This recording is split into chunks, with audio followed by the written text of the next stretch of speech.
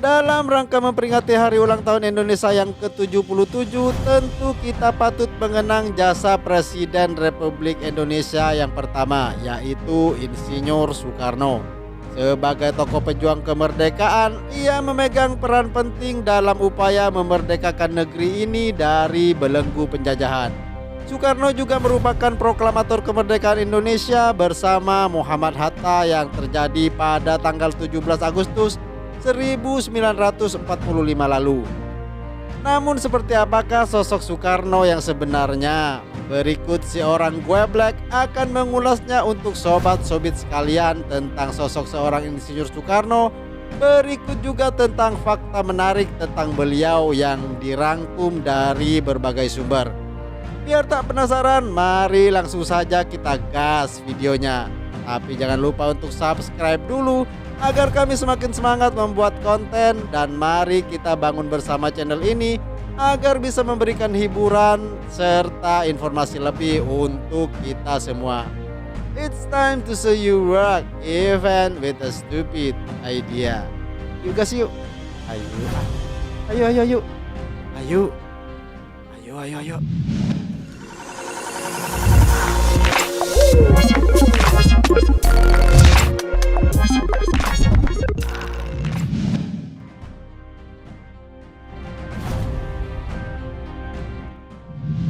Soekarno lahir dari pasangan Sukemi Sosrodihardjo dan Ida Ayu Nyomanrai di Surabaya pada tanggal 6 Juni 1901.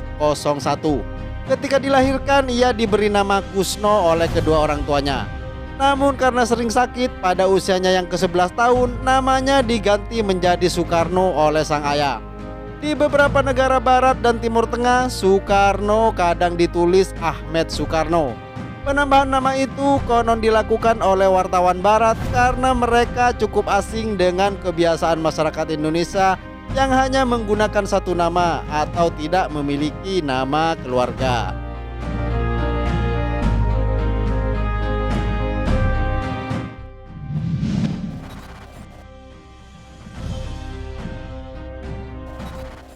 Soekarno pertama kali sekolah di Tulungagung sebelum akhirnya pindah ke Mojokerto mengikuti kedua orang tuanya.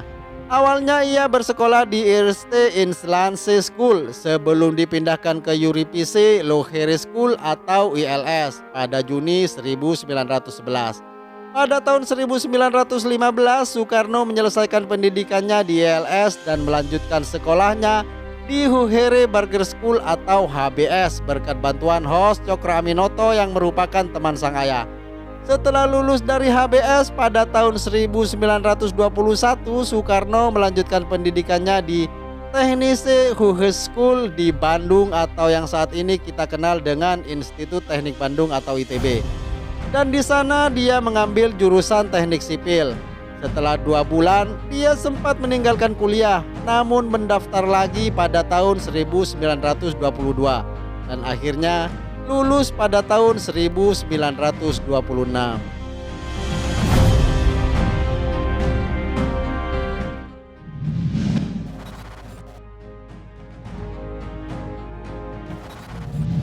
Nama Soekarno mulai dikenal ketika menjadi anggota Jung Java pada tahun 1915. Pada tahun 1926 ia mendirikan Algemene Studies Club atau AST di Bandung. Organisasi ini adalah cikal bakal Partai Nasional Indonesia atau PNI yang kemudian didirikan pada tahun 1927.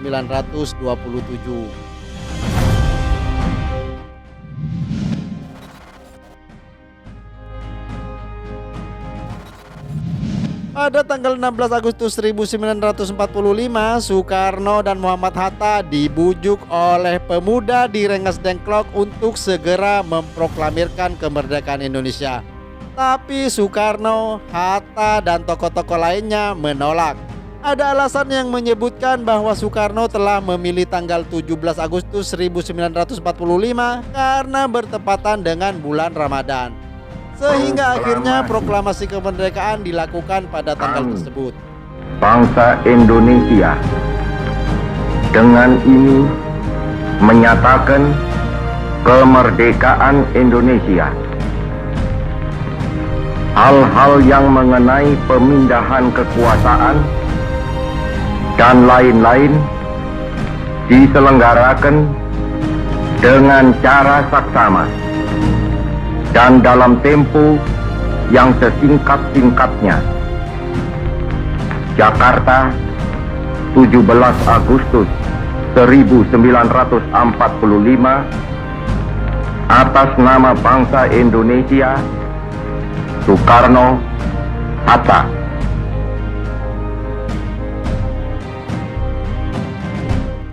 Pada tanggal 18 Agustus 1945, Soekarno dan Muhammad Hatta diangkat oleh PPKI menjadi Presiden dan Wakil Presiden Republik Indonesia. Pada tanggal 29 Agustus 1945, mereka dikukuhkan oleh KNIP.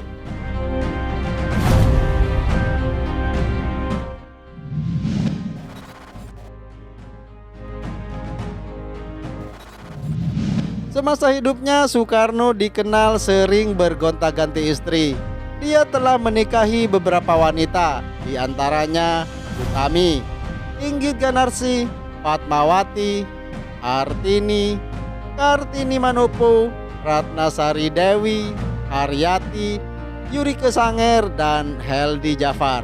Dari pernikahannya tersebut, dia dikaruniai 11 anak. Beberapa di antara mereka bahkan mengikuti jejak sang ayah untuk berkiprah di dunia politik. Sebut saja Megawati Soekarno Putri yang kemudian menjadi presiden kelima di negeri ini, Rahmawati Soekarno Putri, dan Sukmawati Soekarno Putri.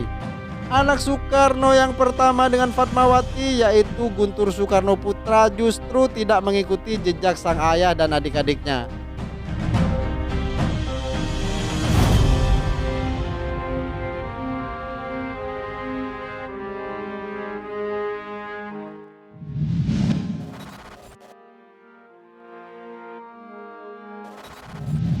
Di dunia hiburan, baik film, televisi maupun teater, sosok Soekarno telah dimainkan oleh banyak aktor terkenal. Misalnya Anjasmara, Aryo Bayu, Baim Wong, Tio Pakusadewo, Doni Damara, dan masih banyak lagi yang lainnya.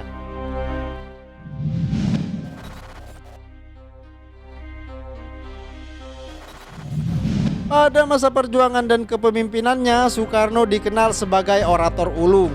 Kata-kata yang diucapkannya dapat membakar semangat dan sangat bijak. Berikut adalah kata-kata kemerdekaan yang pernah diucapkan oleh beliau. Bangsa yang tidak percaya akan kekuatan dirinya sebagai suatu bangsa tidak akan dapat berdiri sebagai suatu bangsa. Kemerdekaan barulah kemerdekaan sejati jikalau dengan kemerdekaan itu kita menemukan kepribadian kita sendiri. Kemudian, kemerdekaan hanya akan didapat dan dimiliki oleh bangsa yang jiwanya berkobar-kobar dengan tekad merdeka. Merdeka atau mati.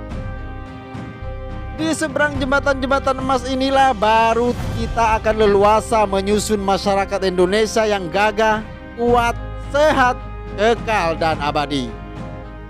Nah, kira-kira begitulah sobat-sobat sekalian beberapa orasi berapi-api sang proklamator yang pernah beliau sampaikan di waktu kemerdekaan dulu. Nah, begitulah sobat-sobat sekalian sekilas tentang presiden kita yang pertama, Bapak Insinyur Soekarno, yang sekaligus sebagai salah satu tokoh penting yang memperjuangkan kemerdekaan negara kita, Indonesia. Dan kita sebagai generasi muda wajib dan harus menjaga kemerdekaan ini dengan terus berkarya, bekerja keras, dan selalu melakukan hal-hal positif agar negara ini semakin maju, dan terus maju. Jangan malas-malesan, jangan sedikit-sedikit ngeluh, merengek-rengek. Itu namanya kamu tidak menghargai kemerdekaan negara ini. Ya sudah, saya Boy Paijo mewakili seluruh kerabat kerja yang bertugas pamit undur diri. Mohon maaf kalau ada salah-salah kata dan mohon dimaklumi saja. Karena kami di sini tidaklah lebih pintar dari Insinyur Soekarno dan kalian semua. Saya ucapkan terima kasih sudah menonton. Sampai jumpa di video selanjutnya. It's time to see you work, even with a stupid idea. Merdeka! Merdeka! Merdeka!